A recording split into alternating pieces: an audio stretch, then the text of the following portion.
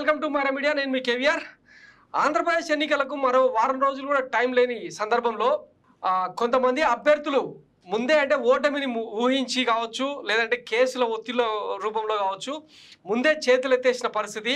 ముఖ్యంగా కూటమికి చెందిన అభ్యర్థులు చాలా వరకు మెజారిటీ స్థానాల్లో చేతులెత్తేసినట్టుగా కనిపిస్తుంది. ఇందులో ముఖ్యంగా విజయవాడ హాట్ సీట్ అయిన పార్లమెంట్ స్థానం నుంచి పోటీ చేస్తున్న కేశినేని శివనాథ్ చిన్ని ఎవరైతే ఉన్నారో ఆయన గత కొన్ని రోజులుగా స్థానికంగా ఉండే ఎమ్మెల్యే అభ్యర్థులకు కావచ్చు, క్యాడర్ కావచ్చు అందుబాటులో లేకుండా పోయారని చెప్పి ఒక రూమర్ నడుస్తుంది. దీంతో ఆయన ఎలక్షన్ అఫిడవిట్లో సమర్పించిన ఆస్తులతో పాటు కొన్ని కేసుల వివరాలు అందులో పెట్టకపోవడంతో కేశినేని నాని ఆయన ప్రత్యర్థి వైసీపీ అభ్యర్థి తన సొంత అన్న కేశినేని నాని ఆయన మీద పలు ఎలిగేషన్స్ చేశారు. ఈ నేపథ్యంలో ఆయన గత కొద్ది రోజులుగా ప్రచారానికి దూరంగా వస్తున్నారు. కనీసం ఎమ్మెల్యే అభ్యర్థులతో కూడా టచ్లో లేకుండా పోయినట్టు తెలుస్తుంది. పైగా డబ్బులు ఎక్కడ అడుగుతారో అని చెప్పి ఫోన్ కూడా స్విచ్ ఆఫ్ చేసి ఫోన్లకు కూడా అందుబాటులోకి రాకుండా పోయిన పరిస్థితి కనిపిస్తుందని చెప్పి స్థానికంగా వినిపిస్తుంది. ఒకసారి ఆయన అంటే అఫిడవిట్ లో పెట్టిందేంటి, గతంలో ఆయన మీద నమోదైన కేసులు ఏంటి, ఇవన్నీ ఎక్కడికి దారి తీయబోతున్నాయి అనేది డీటెయిల్ గా మాట్లాడుకునే ప్రయత్నం చేద్దాం. ఫస్ట్ ఆఫ్ ఆల్ ఇది ఆయన మీద వస్తున్న రూమర్. టీడీపీ ఎంపీ అభ్యర్థి చిన్ని పశ్చిమకే పరిమితమాయే. ఎన్టీఆర్ జిల్లా టీడీపీలో చర్చగా మారిన కేశినేని శివనాథ్ అలియాస్ చిన్ని ఎన్నికల ప్రచారం అభ్యర్థి ప్రకటన అనంతరం ఎన్నికల కోడ్ వచ్చిన నాటి నుంచి నేటి వరకు దాదాపు 15 రోజులుగా ఆయన ప్రవర్తనలో మార్పు వచ్చినట్టు టీడీపీ నాయకులే విస్తుపోతున్నారంట. కేశినేని నాని అంటే వైసీపీ అభ్యర్థి ఇప్పటికే రూరల్ ప్రాంతాలతో పాటు మొత్తం నియోజకవర్గ వ్యాప్తంగా గత 3 నెలలుగా ఆయన ఎప్పుడైతే వైసీపీ అభ్యర్థిగా ప్రచారంలోకి వచ్చారో గడప గడప తొక్కే ప్రయత్నం చేస్తున్నారు. అలాగే విజయవాడ పార్లమెంటు పరిధిలోని అన్ని స్థానాల్లో ఎమ్మెల్యే అభ్యర్థులను కోఆర్డినేట్ చేసుకుంటూ విస్తృతంగా జనంలోకి వెళ్తున్నారు. సో చిన్ని రోజువారీ ఎన్నికల ప్రచారం షెడ్యూల్ చూస్తున్న టీడీపీ శ్రేణులకు ఏం జరుగుతుందో తెలియని పరిస్థితి. వివరాల్లోకి వెళ్తే గత నెల 14వ తేదీ నుండి చిన్ని ప్రచారం పూర్తిగా డీలా పడిందనే వాస్తవం కనిపిస్తోంది.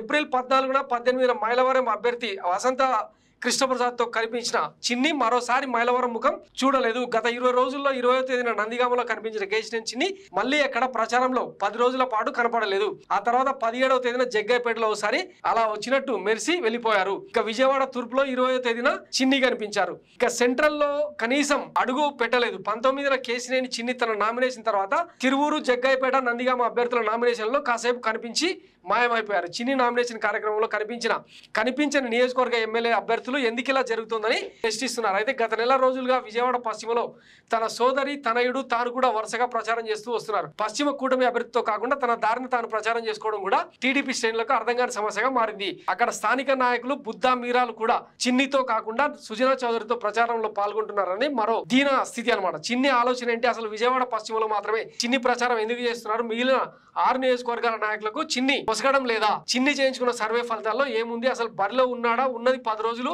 280 గ్రామాలు, 64 డివిజన్లు, 14 కొండ ప్రాంతాలు, వీటన్నిటిలో ఇంకెప్పుడు ప్రచారం చేస్తారని విజయవాడ లోకల్లో కనిపించిన వార్త ఇది. గత కొన్ని రోజులుగా కేశినేని నాని తన సొంత సోదరుడైన రాజకీయంగా ప్రత్యర్థులు అయిన నేపథ్యంలో తీవ్రంగా ఎలిగేషన్ చేస్తా వస్తున్నారు. ఆయన ఎన్నికల అఫిడవిట్ లో గతంలో అంటే ఆయన మీద నమోదైన కొన్ని కేసులను ఆయన ప్రస్తావించలేదు. అసలు ఎన్నికల సంఘం కళ్ళు మూసుకుందా, ఇట్లాంటి వాటి మీద ఎందుకు ఎన్నికల సంఘం దృష్టి పెట్టలేదు, ఎన్నికల నుంచి అంటే ఆయన అనర్హుడిగా ప్రకటించాలని చెప్పి ఈ ఎవిడెన్సెస్ అన్నింటినీ కూడా ఆయన బయట పెట్టడం జరిగిందనమాట. ఇవన్నీ ఎక్కడంటే హైదరాబాద్ లో ఆయన భూ కబ్జాలు కావచ్చు, కూకట్పల్లిలో 97 ఎకరాలకు సంబంధించిన భూ కబ్జా రేరా జరిమానా వేసిన పరిస్థితులు, తర్వాత ఎన్ఫోర్స్మెంట్ డైరెక్టరేట్ ఆయనకు, ఆయన కొడుకు, కుటుంబ సభ్యులతో సహా అందరికీ కూడా ఈడీ నోటీసులు వచ్చిన వివరాలు ఏవి కూడా ఆయన పెట్టలేదని చెప్పి కేశినేని నాని ఈ వివరాలన్నింటినీ డాక్యుమెంట్స్ తో సహా రివీల్ చేశారనమాట. Development agreement come general power attorney so Shripad Deshpande అనే ఒక వ్యక్తితో 2023లో ఆయన చేసుకున్న అగ్రిమెంట్ అనమాట. దాన్ని ఎక్స్పెల్ చేశారు తర్వాత. దీంతో పాటు డైరెక్టర్ ఆఫ్ ఈడీ ఎన్ఫోర్స్మెంట్ ఇచ్చిన లీగల్ నోటీస్ అనమాట. ఎప్పుడు 2023 10వ నెల 4వ తారీఖున ఆయనకి ఏం పెట్టిరంటే request for furnished details regarding 72 acres of land at survey number 57 Shamshiguda village Kukatpally Hyderabad, letter dated 6/7/2023 in file number of ECIR అనేది ఒక పెద్ద అభియోగం. జనరల్ గా సివిల్ కేసులలో ఎఫ్ఐఆర్ ఎట్లను, ఈడీ కేసులలో ఈసీఐఆర్ అంటే ఎన్ఫోర్స్మెంట్ కేస్ ఇన్ఫర్మేషన్ రికార్డ్.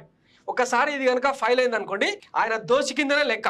అభ్యర్థి ఎంత తోడైనా కానీ, ఎంత పెద్ద తోపైనా కానీ ఈ ఈసీఐఆర్ కనుక ఫైల్ చేసిరు అనుకోండి, నేను నిర్దోషిని నిరూపించుకోవాల్సిన అవసరం, బాధ్యత సదరు వ్యక్తి మీదే ఉంటుంది. So this Directorate is conducting investigation against Rakesh Kumar Wadhwan, promoters of HDIL and others under the provisions of Prevention of Money Laundering Act 2002 in case ECIR MB ZO 109/2019. During the course investigation, the captured property linked to accused persons consisting of 72 acres of land at survey number 57 Shamshiguda village, Kukatpalli, Hyderabad has been come to notice. ఇందులో ED చేర్చిన పేర్లు ఏంటంటే my palace Muthupalli aided cooperative society limited, Anish construction committee, Shripad Deshpande, Nirmala Bor Deshpande.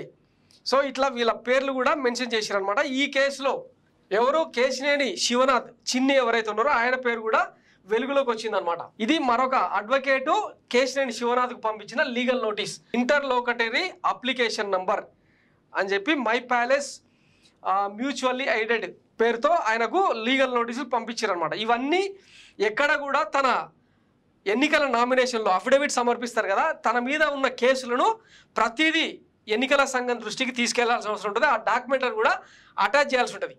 అయితే nomination వేసిన తర్వాత ఈ వివరాలు ఏవి లేవని కేశినేని నాని తన సోదరుడైన కేశినేని శ్రీనివాస్ ఆరోపిస్తూ ఇవన్నీ వెలుగులోకి తీసుకొచ్చారనమాట. Before the national company law tribunal Mumbai bench. ఇదేంటంటే కేశినేని అనే ఒక పేటెంట్ రైట్స్ ఓన్లీ కేశినేని నానికి సంబంధించినవి, వాటి మీద కేశినేని చిన్ని కూడా అంటే తన అన్న పేరు చెప్పుకొని కొన్ని బిజినెస్లు చేసిండు. కేశినేని డెవలపర్స్ పేరుతో హైదరాబాద్లో చాలా చోట్ల భూములు కొట్టేసి కనీసం ఒక G+1 బిల్డింగ్ కూడా కట్టకుండానే ప్రీ లాంచ్ ఆఫర్స్ పేరుతో కొన్ని వందల కోట్ల రూపాయలను ఆయన కమాయించిండు అని చెప్పి కేశినేని నాని తీవ్రంగా ఆరోపించారు.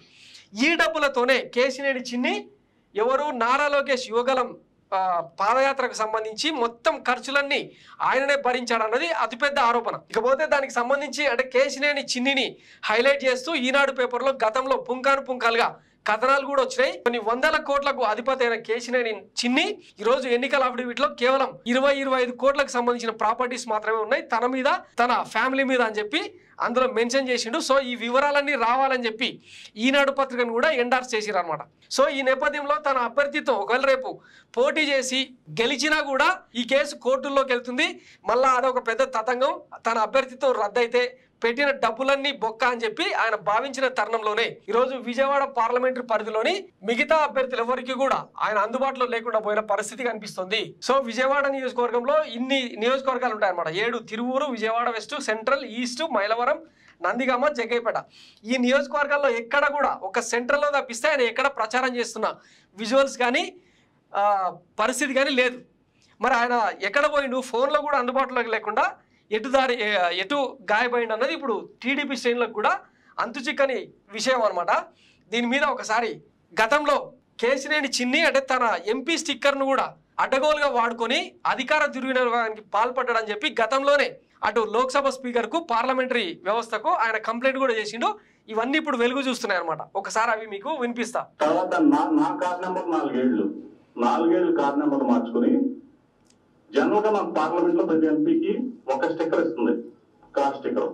ఆ ఒక స్టిక్కర్ కూడా మేము పార్లమెంట్ లోపలికి వెళ్ళడానికి బయటకు రావడానికి అక్కడ ఢిల్లీలో ఉన్న కారుకు వాడతాం. మీరు 10 ఏళ్ళలో నన్ను ఎంపీగా చూశారు, ఒక్క స్టిక్కర్ నా కారు మీద పార్లమెంట్ స్టిక్కర్ కనపడతాం.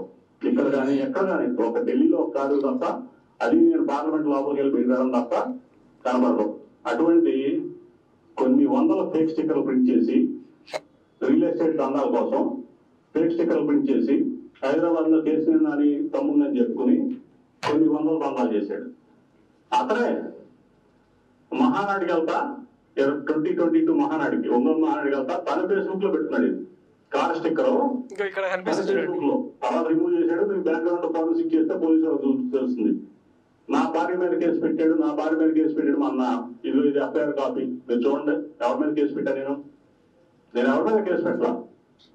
నేనేం చెప్పానంటే పార్లమెంట్కి నేను లెటర్ రాశాను, ఇట్లా నా ఫేక్ స్టిక్కర్లు నా స్టిక్కర్లు ఇట్లా సర్క్యులేట్ అవుతున్నాయి, మీ దృష్టిలో ఏమైనా ఉందా, నా బాధ్యతగా మీరు వాళ్ళు ఫార్వర్డ్ చేశారు విజయవాడ పోలీస్కి, హైదరాబాద్ పోలీస్కి, దీన్ని విచారించి చేయండి అని. దీంట్లో ఎక్కడ పేరు ఉండదు, ఓన్లీ. సో ఇదనమాట అన్న అధికారాన్ని అడ్డం పెట్టుకుని హైదరాబాద్లో ముఖ్యంగా విపరీతంగా ల్యాండ్ గ్రాబింగ్కి, కబ్జాలకు ఇక్కడ స్థానిక లీడర్లు ఒక మాజీ గులాబీ పార్టీకి చెందిన మాజీ మంత్రిని అడ్డం పెట్టుకొని ఎన్నో కబ్జాలు కూడా పెట్టిండని చెప్పి ఈయన మీద ఉన్న ఆరోపణ. దీనికి సంబంధించి గవర్నమెంట్ కూడా ఒకసారి ఇదిగో ఈనాడు పేపర్లోనే వచ్చింది. ఇది గతంలో ఈనాడు పేపర్లోనే వచ్చిన ఆయన మీద public caution notice on high rise apartments at Pragathi Nagar lake Kukatpally Shamshiguda in respect of survey number 57 to an extent of acres 97 GTS అని చెప్పి ఇది పబ్లిక్ నోటీస్ ఇష్యూ చేసింది అప్పటి గవర్నమెంట్ అనమాట.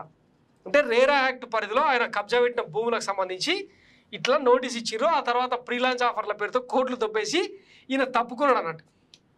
ఆ డబ్బులతోనే ఇక్కడ యువగలం నారా లోకేష్కు పెద్ద ఎత్తున స్పాన్సర్ చేసిందని చెప్పి ఇప్పుడు ఆరోపణలు అనమాట.